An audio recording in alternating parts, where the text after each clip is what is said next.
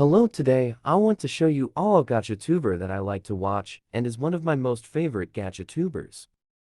To be honest, their content is fun to watch. They make a lot of different kind of fandom videos, and there is a ship in the fandom I really like.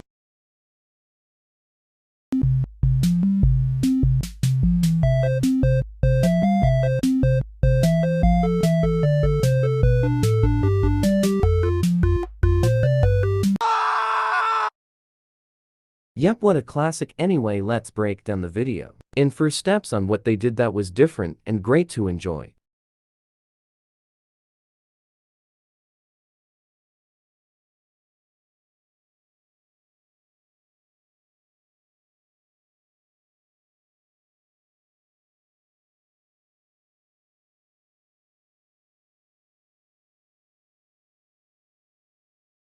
So please subscribe to them. There is the button, just click it.